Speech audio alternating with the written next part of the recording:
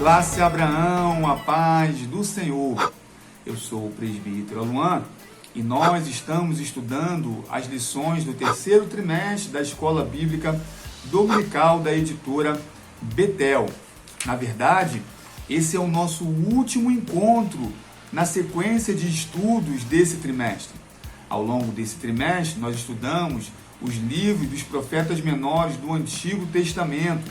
Foram 3 meses abençoados, com muitas lições aplicadas às nossas vidas e também à nossa igreja. Ao longo dessa semana, nós nos debruçamos sobre a vida e o ministério do último profeta do Antigo Testamento, o profeta Malaquias, na nossa sequência de estudos devocionais, orientado pela leitura complementar.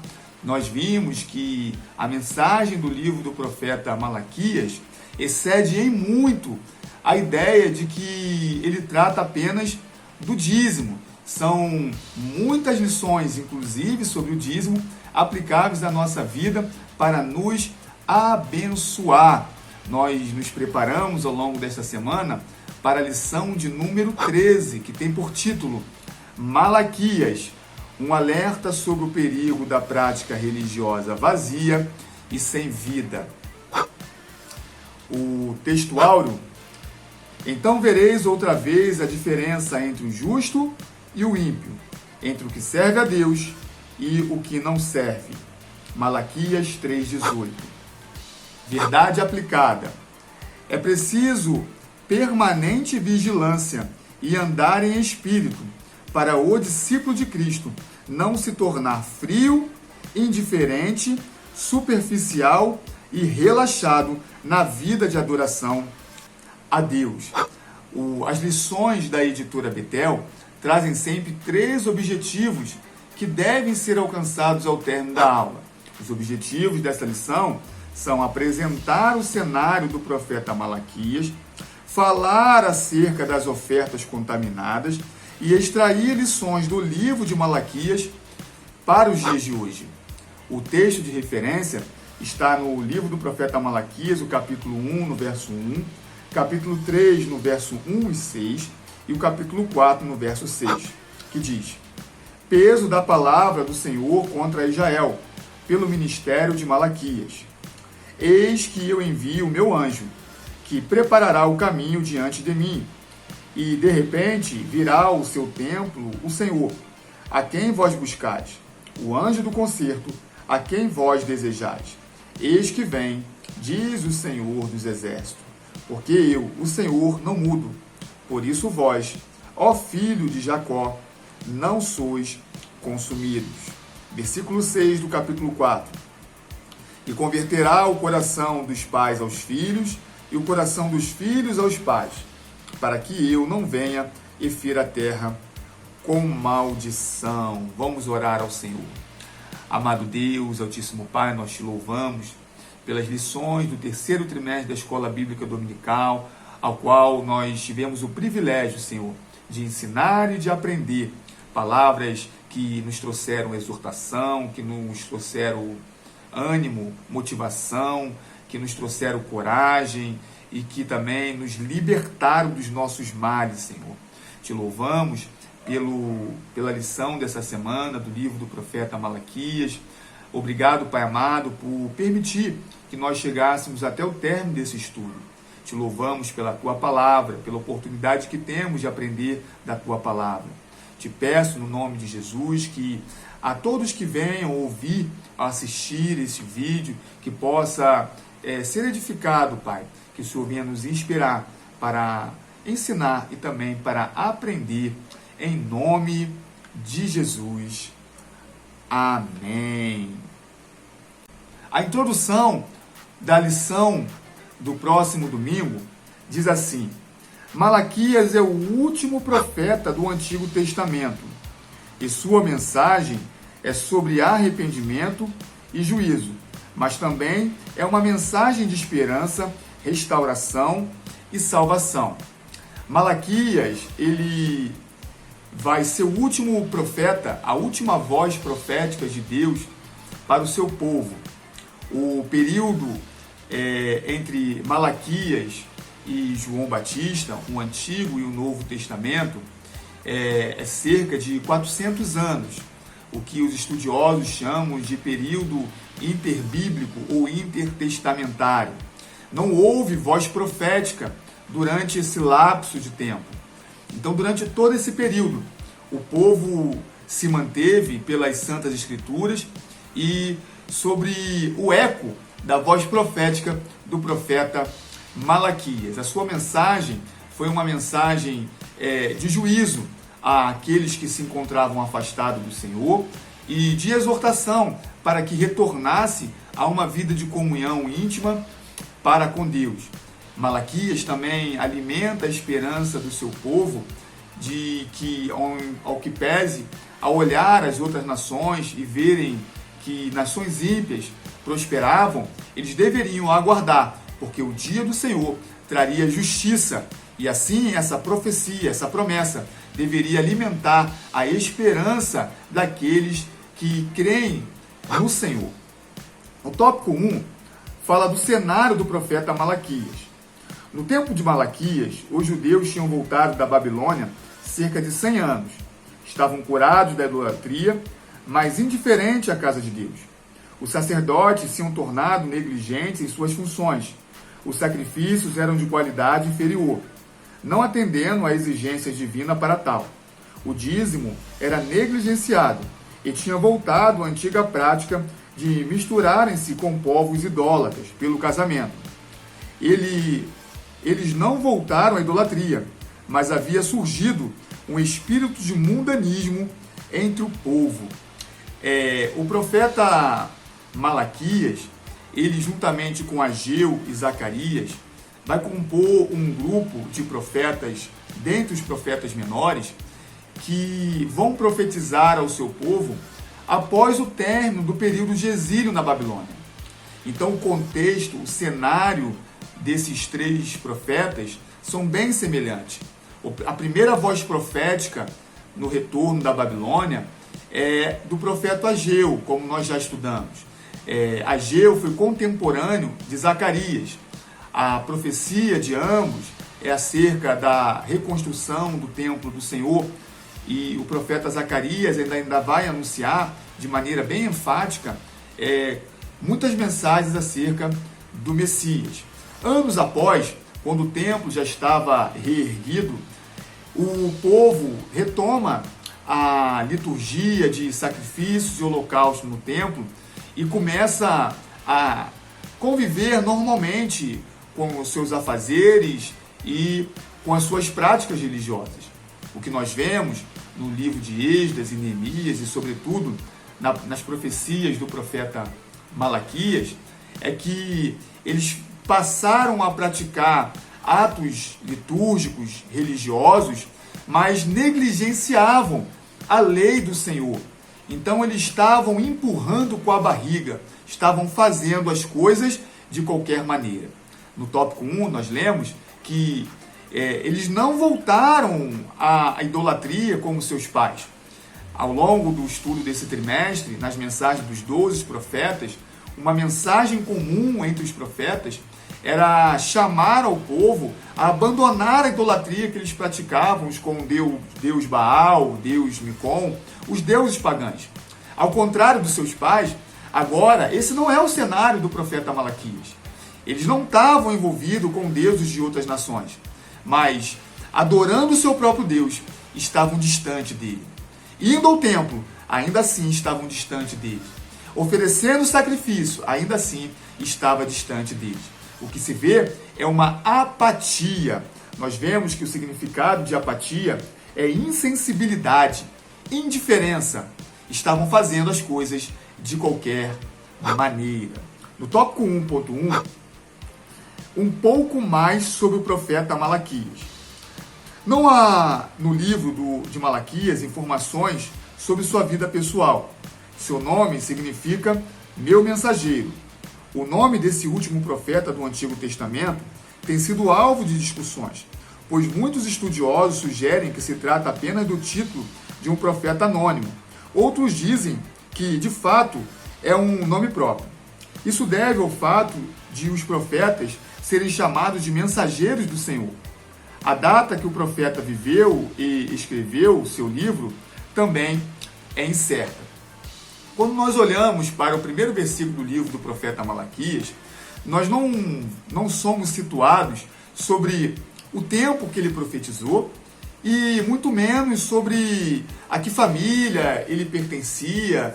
Então a gente fica desorientado no tempo e no contexto da profecia do profeta Malaquias. Contudo, dada a mensagem das suas profecias e o cenário em que o povo estava vivendo, nós assemelhamos muito com o momento dos livros de Esdras e Neemias. Considerando a repreensão do profeta Malaquias quanto às ofertas que eram oferecidas no templo, passa-se a entender então que o contexto era do retorno da Babilônia, porém o templo já havia sido erguido, porque o povo estava oferecendo sacrifício. Assim, nós entendemos que Malaquias é um profeta após exílio e que profetizou também depois de Zacarias e Ageu. O significado do nome do profeta Malaquias é meu mensageiro. Como o profeta não dá mais informações acerca dos seus ascendentes, há uma linha de estudiosos que entendem que talvez o escritor do livro tenha omitido a sua identidade. Então, essa palavra meu mensageiro não seria um nome próprio, mas seria uma indicação de um mensageiro do Senhor que traz essa mensagem que está contida no livro do profeta Malaquias. Contudo, a doutrina melhor entende que se trata de fato de um profeta que se chama Malaquias, que traz a mensagem de muita importância ainda para os dias de hoje. No tópico 1.2 diz assim: a mensagem do profeta. As questões tratadas no livro de Malaquias, tais como a corrupção no sacerdócio, o divórcio leviano de esposas israelitas, o casamento misto com mulheres pagãs, também foram abordados no livro de Esdras e Neemias. Assim, segundo o manual bíblico da CPAD e introdução ao estudo do Antigo Testamento também da CPAD, a partir da descrição apresentada por Malaquias em sua mensagem, é provável que tenha exercido seu ministério profético aproximadamente entre 450 e 435 anos antes de Cristo. Então nós vemos que o profeta Malaquias ele vai abordar nas suas mensagens proféticas assuntos ou problemas que também são tratados no livro de Esdras e de Neemias. Então, isso coloca o profeta Malaquias inserido nesse contexto histórico e por isso o comentarista aponta essa data entre 450 e 435. Vale lembrar que Ageu vai iniciar o seu ministério profético em 420 antes de Cristo. Então, se nós considerarmos esse período de tempo para a profecia do profeta Malaquias, haveria passado aí cerca de, no mínimo, 15 anos após o profeta Ageu, que eu lembro, mais uma vez, que foi contemporâneo de Zacarias. No tópico 1.3 diz assim: Israel e sua falta de amor a Deus. Malaquias repreendeu o povo por ter abandonado a lei de Deus, chamando-os de volta para um relacionamento genuíno com ele, e também tentando avivar espírito nacional deles. O profeta denunciou a hipocrisia dos sacerdotes, alertou sobre o casamento com mulheres e de outros povos, a quebra da lei do sábado, a falta de empatia entre seus próprios compatriotas, a negligência com os dízimos e a desobediência à palavra de Deus. Israel estava vivendo muito aquém de uma vida daqueles que tiveram tantas experiências com Deus, como povo escolhido e separado por ele. O amor a Deus havia esfriado e o culto tornou-se um ritual frio e mecânico. É interessante que os estudiosos apontam 6 principais assuntos para a mensagem, contidas na mensagem do profeta Malaquias. O profeta Malaquias, ele vai falar do amor e da eleição de Deus. Tudo isso que nós estamos falando, nós tratamos dentro do livro do profeta Malaquias durante toda essa semana. Se você tiver alguma dúvida, volta, veja os vídeos, a gente tratou com detalhes, citando versículos bíblicos que confirmam as passagens e também fazendo aplicação às nossas vidas e às nossas igrejas nos dias de hoje. Mas esses 6 assuntos que foram tratados nesses vídeos, nós falamos do amor e da eleição de Deus, nós falamos das ofertas imperfeitas apresentadas no templo, nós falamos do casamento idólatra. O povo de Deus passou, os homens, a abandonar as suas esposas, dando carta de divórcio e muitas vezes até praticando o adultério para contrair relacionamento com mulheres pagãs das civilizações, circunvizinhas de Judá. Falamos também da questão do dízimo e também do dia do Senhor. Essas questões são assuntos principais contidos na mensagem do profeta Malaquias. O que chama a nossa atenção, e é o que está dizendo aqui no tópico 1.3, é que o esfriamento, a apatia em que o povo vivia no tempo do profeta Malaquias se dava por não observar a palavra do Senhor. A lei de Moisés para o Antigo Testamento era o que é para nós toda a Bíblia Sagrada, a palavra do Senhor. Deus decidiu, e nós vimos isso na primeira lição desse trimestre, Deus optou por falar ao seu povo, por comunicar ao seu povo, através dos seus santos profetas.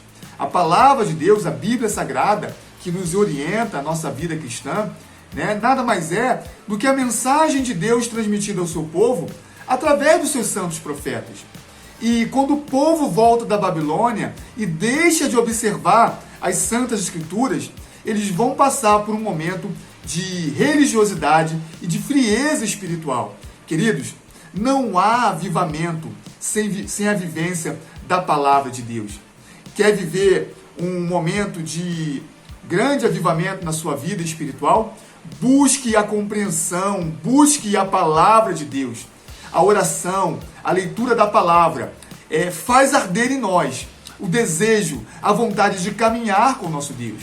É isso que acende a chama representada no altar que os sacerdotes tinham que manter aceso. Querido, não deixe a chama do altar se apagar na sua vida.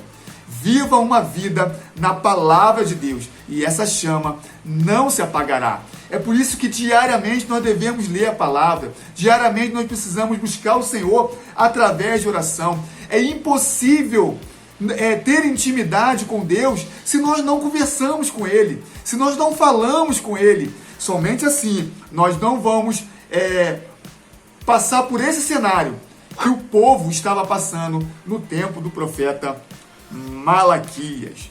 O tópico 2 vai falar das ofertas contaminadas. Malaquias denuncia a oferta que traziam para o sacrifício como expiação pelo pecado, contrariando as orientações de Deus a Moisés de como deveria ser feita a escolha dos animais para o sacrifício. Aquele povo trazia animais enfermos e defeituosos, os quais não ousariam oferecer ao governador. O profeta reprovou tal atitude e anuncia ao povo que Deus se tornará amado da terra inteira. Deus, ele escolhe a Jacó, ainda no ventre de Rebeca, em detrimento a Esaú, e manifesta o seu amor para com Jacó, porque da linhagem, da descendência de Jacó, Deus pretendia constituir o seu próprio povo. O povo de Israel devia ser luz para as nações. O desejo do Senhor é que o nome dele fosse conhecido e glorificado em todas as nações através do povo de Israel. Quando Israel se esfriava, essa luz apagava. E o desejo de Deus é manter essa luz acesa para as nações. E nós vimos nos nossos devocionais que a mensagem do profeta Malaquias vai despertar ao povo de que haveria um tempo, de que as nações dariam o seu melhor para Deus, enquanto que, ao olhar para a terra, Deus via que o seu próprio povo, que ele já havia escolhido, estava apresentando diante dele o que lhe restava, o que não servia nem para as autoridades humanas constituídas. Então, o ensinamento é para que, se nós devemos honrar as autoridades humanas, por que não honramos muito mais a Deus sobre todas as coisas? Então Deus vai exortar ao seu povo contra as ofertas que eram oferecidas para ele. O povo levava para sacrifício animais defeituosos, enfermos, e na mensagem dos nossos devocionais nós vimos que havia até animais roubados. O povo entregava para o Senhor aquilo que eles não tinham coragem de entregar, nem mesmo aos governadores e aos seus próprios pais. Nós aprendemos, querido, não dê para Deus aquilo que nem você mesmo gostaria de receber. Nós devemos dar para o Senhor o melhor. Nós vimos nos nossos devocionais que Deus não depende, não precisa de nada nosso. Mas nós, quando entregamos o melhor ao Senhor, mostramos o quanto nós amamos e o quanto nós confiamos nas mãos do Senhor. O desejo do Senhor é que nós venhamos a expressar através das nossas ofertas, da nossa adoração, o quanto nós o amamos. No tópico 2.1 diz assim: os pecados dos sacerdotes. Os sacerdotes que deveriam ensinar e guiar o povo na retidão eram os responsáveis por aquela situação deplorável. Haviam se tornado corruptos e tão mercenários que a palavra sacerdote era alvo de desprezo entre o povo. Preocupado com seus objetivos pessoais, os sacerdotes deixaram de exercer o ministério para o qual foram consagrados. Se estava sendo oferecido ao Senhor sacrifício de animais impuros, contrariando a lei de Moisés, era porque os próprios sacerdotes estavam admitindo esses animais. Então, eles estavam se corrompendo, quebrando a aliança feita à tribo de Levi, a qual Deus tinha levantado para cuidar do templo e dos sacrifícios que deveriam ser oferecidos ao Senhor. O tópico 2.2 diz assim: o mensageiro de Deus e o anjo da aliança. As nações pagãs que viviam em torno de Israel começaram a ficar mais prósperas, cultas e saudáveis, e isso despertou a inveja e as murmurações dos israelitas contra Deus. Eles tinham a impressão de que Deus estava abençoando mais os maus e incrédulos do que o seu povo. Por isso começaram a duvidar do poder e da justiça de Deus. O questionamento deles era: qualquer que faz o mal passa por bom aos olhos do Senhor, e desses é que ele se agrada. Onde está o Deus do juízo? Tal questionamento logo encontra a resposta nos primeiros versículos do capítulo 3. O título Meu Mensageiro e a profecia anunciada são aplicadas a João Batista. Quanto ao anjo da aliança, segundo os estudiosos, é o Senhor Jesus Cristo, antes do seu nascimento na forma humana.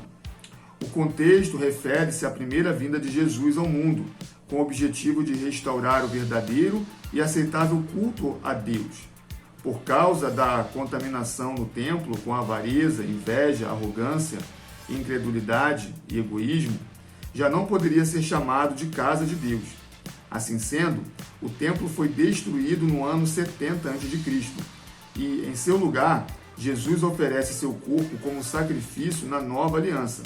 A partir de então, todos os cristãos em todas as partes do mundo que o aceitam como Senhor e Salvador constituem-se templo do Espírito Santo de Deus. Queridos, nós vemos que o povo de Deus passou a sentir inveja por conta das civilizações que estavam ao redor de Judá.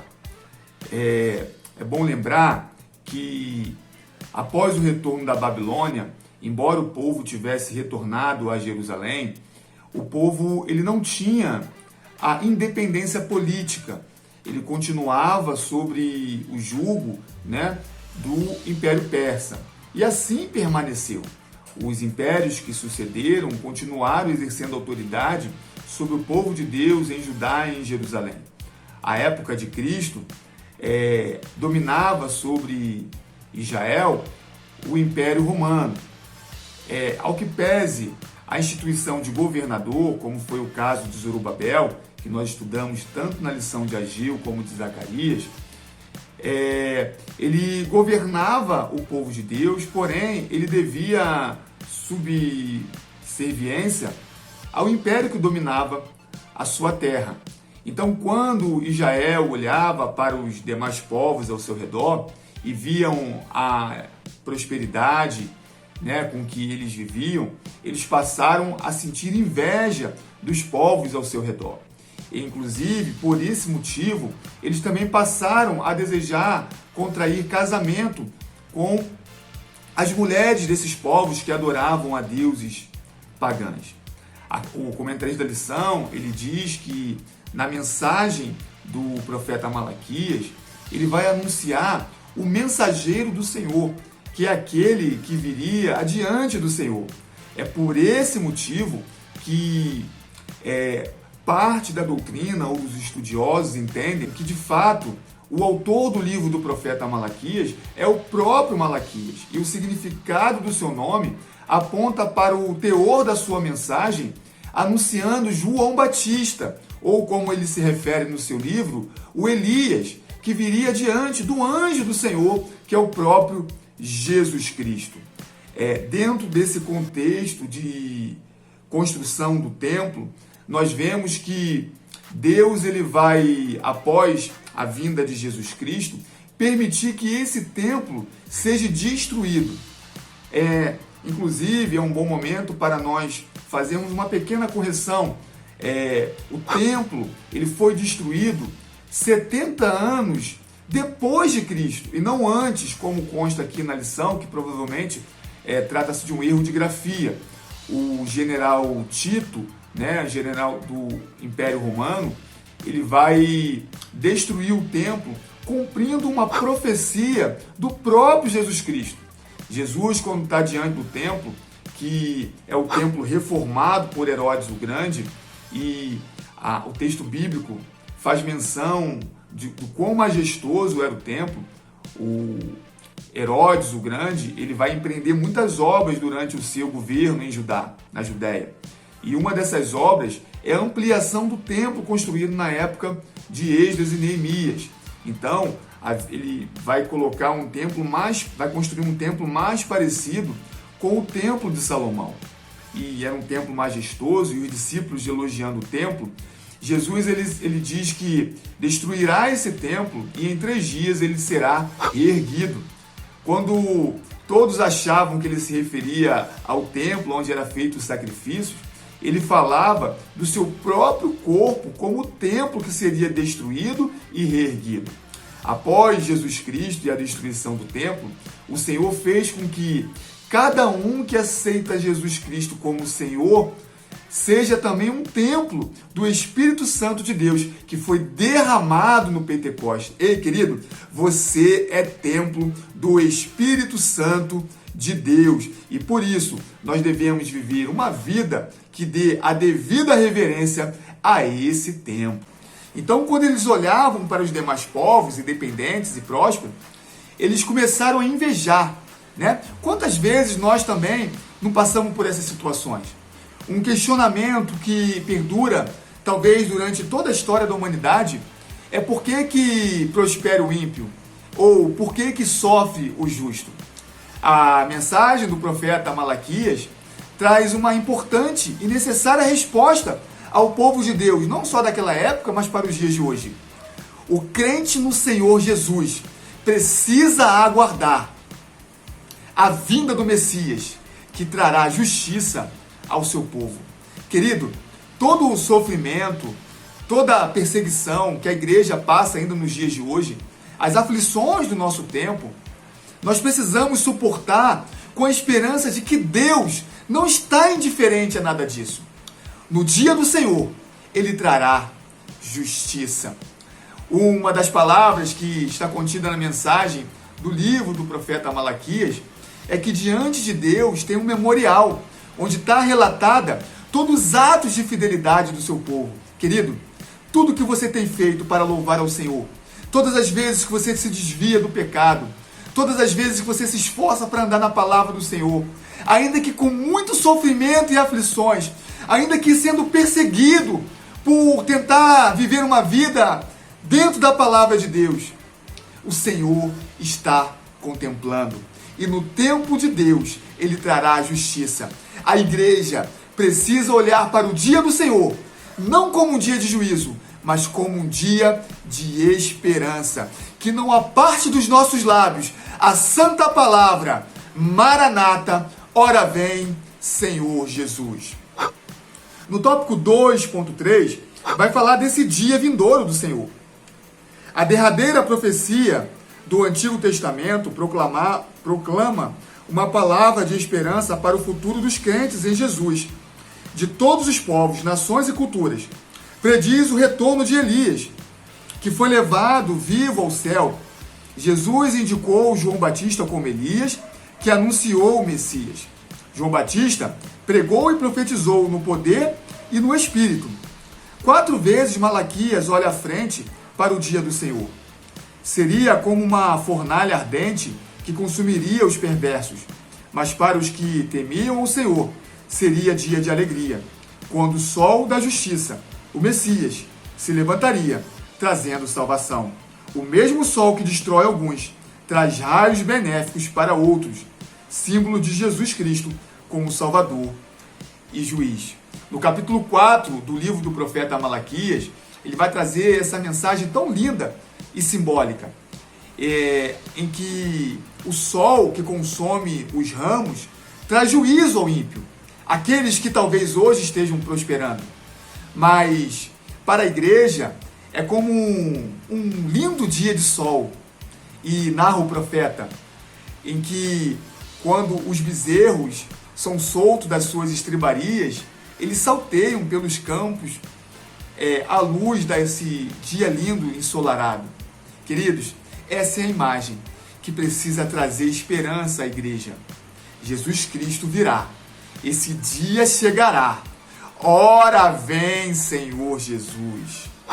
O tópico 3, o comentarista ele vai trazer algumas aplicações para os dias de hoje.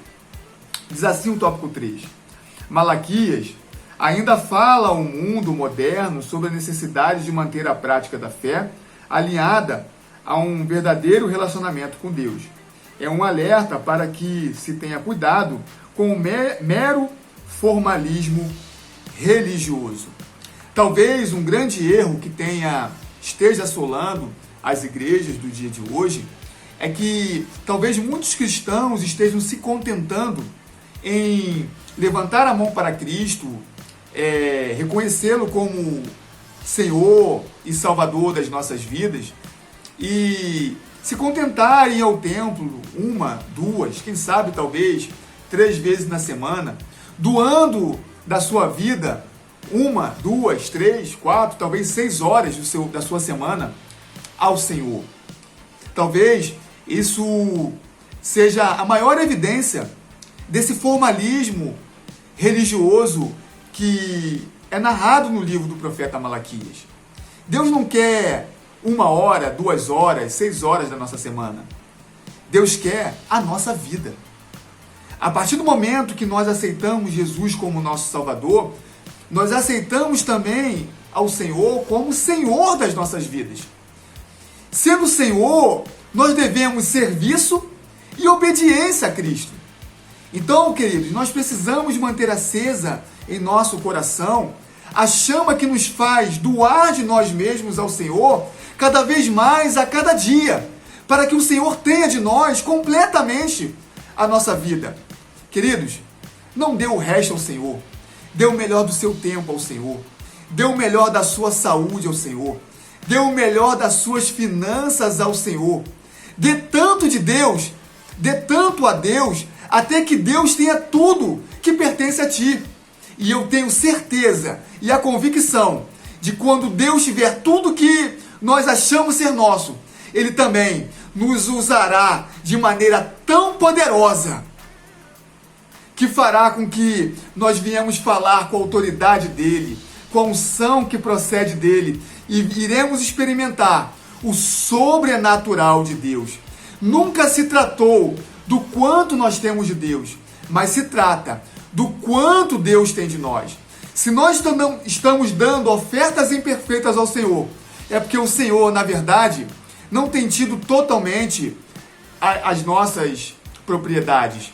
Nós só somos capazes de devolver tudo para Deus quando nós reconhecemos que tudo pertence ao Senhor. No tópico 3.1, uma palavra de conforto. Malaquias encerra sua mensagem falando da diferença entre o justo e o injusto. Deixa uma palavra de conforto aos justos. Mas para vós, que temeis o meu nome, nascerá o sol da justiça, e salvação trará debaixo das suas asas. E saireis e crescereis como bezerros do cevadouro. Deus exerce seu juízo, mas também aponta para a verdadeira esperança. Há um memorial escrito diante dele, para os que o temem, ao Senhor, e se lembram do seu nome. Deus não se esquece das nossas obras. Querido, nada do que você tem feito na sua família, na sua igreja, no seu trabalho, buscando glorificar o nome do Senhor, está sendo em vão. Deus retribuirá toda boa obra feita em seu nome, porque o Senhor, Ele é fiel. No tópico 3.2, fala assim: vale a pena servir a Deus? É uma pergunta. O povo tinha estabilidade, mas não era rico. Cansado de esperar, os judeus acharam que Deus os havia abandonado. Eles continuavam a adorar a Deus, mas sem fervor, sem empenho. Alguns se casaram com mulheres de outras nações, porque isso lhe conferia riquezas e bons relacionamentos. Eles colocavam em dúvida o valor da fidelidade a Deus em detrimento da prosperidade dos ímpios. Não se pode negar, em muitos momentos, muitos servos de Deus titubeiam diante dessa realidade. Diante da prosperidade dos maus, surge a pergunta: e ainda vale a pena ser fiel a Deus? Nós vemos na mensagem do profeta Malaquias que o povo passou a abandonar suas esposas para contrair casamento com mulheres gentias. Lembro mais uma vez que isso tudo foi tratado nos devocionais, onde nós estudamos capítulo a capítulo. Aqui nós estamos tentando entender o que o comentarista da lição está dizendo com base em tudo que nós já estudamos no livro do profeta Malaquias. E com esses relacionamentos, eles buscavam estabelecer alianças que trariam para eles benefícios financeiros de prosperidade. É interessante que dentro desse contexto, nós vemos que quando há um esfriamento espiritual, não somente a obra de Deus é afetada, na igreja, por exemplo, nas ofertas, no dízimo, mas também na nossa própria casa. O esfriamento da nossa vida espiritual traz prejuízo à nossa própria família. Aqui nós vemos o matrimônio do povo de Deus sendo afetado. Deus havia estabelecido a pureza do seu povo, não de uma pureza entre raças, mas para preservar o seu povo de se afastar da presença de Deus e da sua palavra através dessas relações com pessoas pagãs. É como nós temos falado ao longo dessa semana. Quando nós estabelecemos esse tipo de relacionamento, nós vivemos um sério risco de, ao invés de converter essas pessoas, nós sermos desviados da palavra do Senhor. Então, queridos, precisamos tomar esse cuidado. O esfriamento espiritual traz prejuízo em todas as áreas da nossa vida e afeta até a nossa própria casa. É interessante que no capítulo 1 do livro do profeta Malaquias, talvez assim, a primeira mensagem do profeta Malaquias no seu livro é ressaltar que Deus sempre amou o seu povo. Ao que pese o povo estar abatido e olhar para o lado e ver nações prosperando e eles tendo que se readaptar com uma nova vida numa cidade recém-construída, acabaram de voltar do cativeiro babilônico. Muitos não conheceram o tempo de glória de Israel, e esse abatimento trouxe certamente esse esfriamento espiritual. Mas no início do livro do profeta Malaquias, antes de Deus trazer as demais orientações de exortação e de conserto de uma aliança que havia sido esquecida, Deus ressalta o amor incondicional dele para com o seu povo. Inclusive mencionando que ele elegeu o seu povo, ou a Jacó, né? Antes que Jacó pudesse ter feito algo para Deus, quando ele ainda estava dentro do ventre da sua mãe. Esse amor apontava para o povo a necessidade de uma gratidão e de demonstrar isso através de uma adoração verdadeira. Queridos, o tema da prosperidade é algo que, ao longo de muito tempo, traz dúvidas à nossa cabeça. Inclusive, tem sido muito combatido por conta de uma teologia que surgiu, da teologia da prosperidade. Muitos ainda hoje creem que, pelo fato de servir a Deus, não pode passar necessidade ou dificuldade, quando o próprio Senhor Jesus afirma que no mundo os seus discípulos teriam aflições. Eu penso que talvez essa grande confusão e inquietação no coração de muitos crentes é devido ao fato de não compreender o significado da verdadeira prosperidade. A prosperidade não é ser rico, mas é ter a confiança na provisão dos céus sobre as nossas vidas. Querido, você tem uma vida próspera quando você tem a convicção de que a sua vida é guardada pelo Senhor. Ei, querido, deixa eu te dizer, Deus tem cuidado da sua casa, Deus tem cuidado da sua saúde, Deus tem cuidado da sua família. Ao que pese todos os males e dificuldades que podem nos cercar, o crente precisa ter a convicção de que a nossa vida, o nosso trabalho, a nossa família, as nossas finanças é guardada pelo Senhor. E Ele sim é o dono do ouro e da prata. E pela sua bondade faz com que nós possamos descansar confiando na provisão dos céus. O tópico 3.3, caminhando para o encerramento da lição, diz assim: o verdadeiro culto. O profeta Malaquias traz um despertamento para o povo de Deus em uma época de crise nos ambientes religiosos, no ambiente social e desânimo entre as pessoas. É possível que, a despeito de todas as crises vividas pessoalmente ou ao seu entorno, o crente possa experimentar uma fase de apatia espiritual. Isso se reflete em uma experiência de culto vazio e prática religiosa sem sentido algum. É como se Malaquias desafiasse cada crente para se colocar frente ao espelho para uma avaliação muito sincera do seu relacionamento com Deus. Querido, a lição do próximo domingo é um convite para que nós nos olhamos internamente. Antes de nós avaliarmos como está o culto de adoração nas nossas igrejas, nós precisamos avaliar como está o nosso culto para com Deus. Muitas vezes, a adoração na igreja, a liturgia do culto, é um reflexo do nosso culto a Deus. Se nós estamos dando o melhor do nosso tempo ao nosso Deus, na leitura da palavra, na oração, né? No nosso comportamento no dia a dia, no trabalho, naturalmente ou extraordinariamente, espiritualmente, isso vai se refletir nos nossos cultos na igreja. Agora, se o esfriamento nos pegou, o nosso culto na igreja vai ser afetado. A nossa família vai ser afetada. O seu relacionamento com o seu filho vai ser afetado. O seu relacionamento com seus colegas de trabalho vai ser afetado. Porque você esfriou espiritualmente. Essa apatia vai trazer ao povo do tempo de Malaquias consequências tão danosas que Deus, pelo seu amor, vai trazer o profeta para despertar, exortar esse povo a um avivamento, a uma reforma espiritual.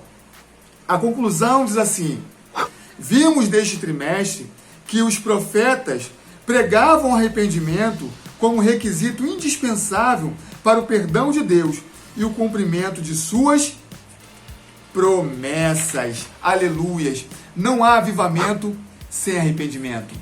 Não há avivamento sem uma vida na palavra de Deus. Eu quero encerrar lendo novamente a verdade aplicada, que diz assim: é preciso permanente vigilância e andar em espírito para o discípulo de Cristo não se tornar frio, indiferente, superficial e relaxado na vida de adoração a Deus.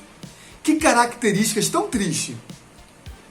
Frio, indiferente, superficial e relaxado na vida de adoração a Deus. É uma meditação. Será que a nossa adoração, a nossa vida com Deus está fria, está indiferente, está superficial ou está relaxada? É preciso vigilância, é preciso andar em espírito. E o comentarista da lição parece deixar aqui um gancho já para a lição do próximo trimestre, que vai falar muito sobre o discipulado. Nós iremos estudar a terceira epístola de João. Eu tenho certeza que será mais um trimestre com muitas lições abençoadas para cada um de nós e também para a nossa igreja. Se você não sabe quem é João, se você não sabe quem é Gaio, se você não sabe quem é Demétrio, se você não sabe quem é Diótrefes e nunca ouviu falar nesses nomes, não perca as próximas lições da Escola Bíblica Dominical. Teremos mais um trimestre abençoado em nome de Jesus. Querido, eu vou deixar aqui na descrição deste vídeo os questionários que foram passados durante a semana. Leia a revista, reveja os vídeos dos nossos devocionais ao longo desta semana, leia os textos bíblicos. Nunca se esqueça que uma vida abençoada é uma vida na palavra de Deus, querido. Que esta palavra traga alegria ao seu dia, traga vida ao seu dia, fortaleça a sua fé em Cristo Jesus. O desejo do meu coração é que você tenha um sábado abençoado, um almoço em família abençoado, que Deus venha restaurar a sua energia, as suas forças, venha repreender toda apatia e todo esfriamento espiritual no nome de Jesus. Querido, que Deus te abençoe.